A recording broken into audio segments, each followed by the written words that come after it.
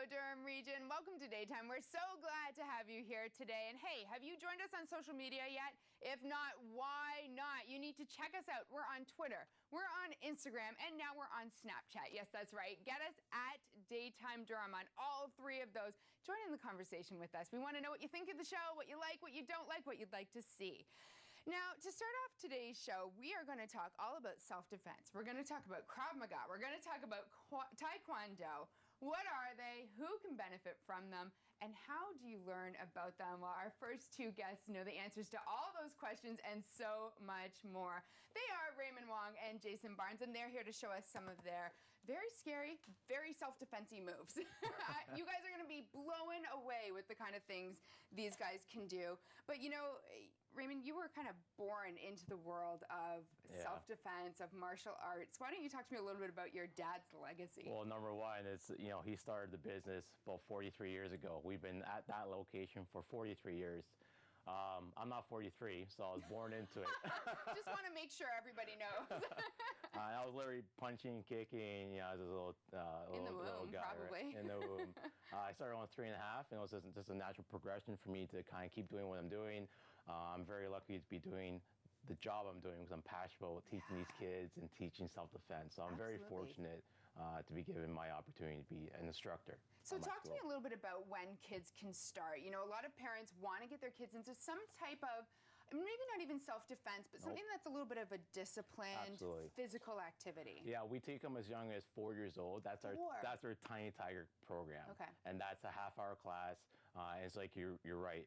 All we deal with is you know, discipline, focusing, memorizing, coordination. That's our baby program, and they're pretty phenomenal. We got some pretty awesome little kids. You see them punching I can only imagine how much fun they must have. They're a handful sometimes, I bet. but they're phenomenal. So we take them as young as 4. Yeah. And then we branch all the way up to our regular Taekwondo program. Is it similar to karate in that there's some kind of belt system or a progression? Yeah, everyone starts at your white belt.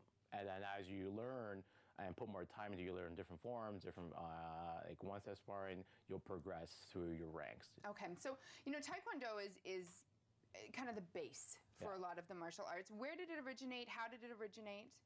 Is it it's a Korean martial art, is that right? It's a Korean martial art, and it's basically known for its explosive kicks, the Olympic style, WTF style.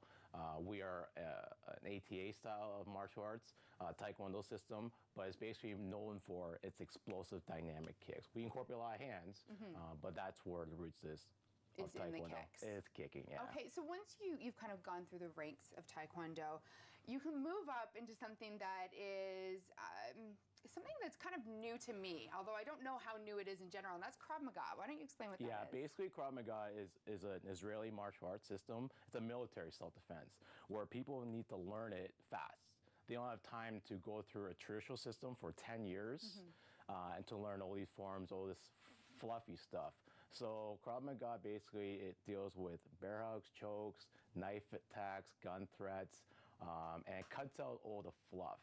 Basically, if you get something in your eye, what happens to your eye? It starts to blink. Yeah. If someone starts to choke you, your hands close to your throat. So what makes Krav Maga unique, it's the ability, the system, to be taught with an instinctive response. Okay, well, why don't we see a little bit of that Krav Maga? Absolutely. And then we'll talk a little bit more about what we see. I'm going to stand way back here. Way back.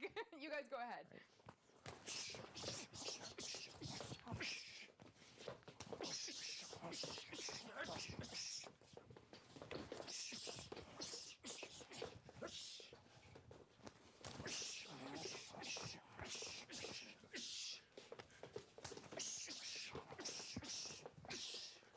In time. Good job. And now they're best friends again. Oh, good. But so you were the attacker. Yeah. You were showing a choke. You weren't instinctively like ripping his hands off. We instinctively want to kick? Is that what we're trying to teach? Well, what happens is we're targeting vulnerable spots. Okay. So there's no such thing as you target the waist and up. If we can punch someone in the eye, we can hit someone in the ear, we can hit someone in the groin. That's what it takes to defend yourself. Okay, so you're learning all the different vulnerable spots, and whatever's open, that's what we're going for. Sometimes, a lot of times, people, they get hit square in the face, and it doesn't faze them. Right. So if you're trained just headshots, it's not gonna be effective. So what are some of the vulnerable spots then that we can attack? Groin, throat, ears, back of the neck are all good ones. Okay, so that's where we want to go. I always heard poking the eyes out was a good one. Absolutely. Eyes is open too. Okay, so we want to get anything that's vulnerable. What I saw though was that it was really fast movements he's on pretty your good. part. He's really good. Yeah, there would be no way I would be that good defending myself. But is that kind of the key? Like the faster you move, the better you're going to defend yourself? Yeah, I mean, and notice that with the chokes we're doing, the hands come to the pain threshold. So if you get choked really hard or you get something in your eye, your hands goes to the pain.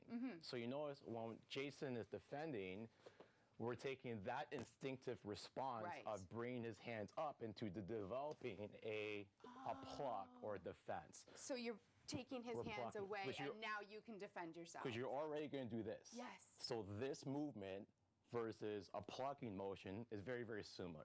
So you already have that in your body, so we can build off that and make you more effective much more quicker. So are we really retraining our own instincts? Is that what we're doing? Or we're giving you new instincts? We're basically working off what you already know. Oh, okay. Yeah. So is it open to anyone? Like, for someone like me who's never done any kind of martial arts, that scared me even just to watch. Like I was frightened and I knew you guys weren't really fighting. Weren't really fighting. So is it open to anyone? We get average people. We get moms, dads that never done anything before. 90% of our people want to work out, but they don't want to go to the gym, but they want to do something different. All you have to do is have the ability to want to do something about your life, defend yourself, and just make that first step forward, right? And you know what? That's a really positive way to look at it, that even if you don't have the skills yet, you're able to give them those skills. Yeah, I mean, with our clients that we have here, they're not athletes, right? They're not the young 15-year-olds. We have some young people, but they're people that just want to make a difference in their life. And when they make that decision to come in and train, they make themselves a much more better person by training hard, and they get really good really quick. I love it. Well, will you guys stick around? We want to see more. Oh, we want to see more. We have to take our first break, but we've got more daytime to come, so you guys stick around. Can you show me something?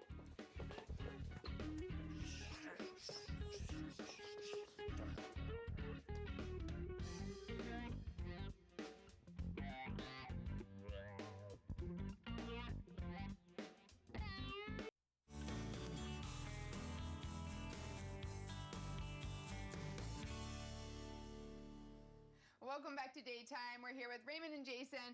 We're learning all about Krav Maga, which I think is so fascinating. The demonstration you guys did was just amazing. I can't imagine how long it must take to learn to not actually hit somebody in the face, right? That takes a lot of power. But one thing that really strikes me is that when people are fighting, especially if they're not used to fighting, they get fatigued really easily and also go into shock. If you actually get hit, your first instinct might not be to hit back. It might be like, whoa, what's happening? So talk to me about how you kind of mitigate that. Yeah, I mean, a lot of our drills is done to mitigate fatigue and to ability to work on your stress. The first thing people do when they get hit into a fight or they get tired, their body shuts down and the willingness to fight goes out the window. So aggression takes time, and that takes a lot of time. Most guys think they're aggressive. No, you're not aggressive when you're deadbeat tired. So the roots of our classes is being very aggressive in a safe manner. I mean, no one's getting beat up or whatnot. Right. But through our controlled drills, we're able to build a non-confident person, average person, and to be when I say go, you hammer the bags. You punch as hard as you can. Do you want to show me some of Yeah, that? let's do that. All yeah. right. All right, step back, ready? Punch, go. Punch, kick, go. Knee strike, go. Time, punches, go. Time, kicks, go. Knees, knees. And time, break. Good job. Whew. So that's what we were talking about with fatiguing him, just over and over and over get and it over. done. Get it done. Yeah. And that's is this building up your tolerance or building up your body's ability to react when Both. you're tired? It's both. It's going to build your physically, your cardio, your anaerobic ability, and most important, your mental state. Is that a key? That's a big key. Yeah, that's the big thing. Again, most people, they're not aggressive. You get slapped in the face, people start to cower away. Yeah, that's me. I probably wouldn't even move. I'd be like, why? So our training, our response is we're nice people. Yeah. We're the nice people that we have in our school. But if you need to fight, You have to know you what to have do. to fight. It's not no dimmer switch. You gotta go full to 100%.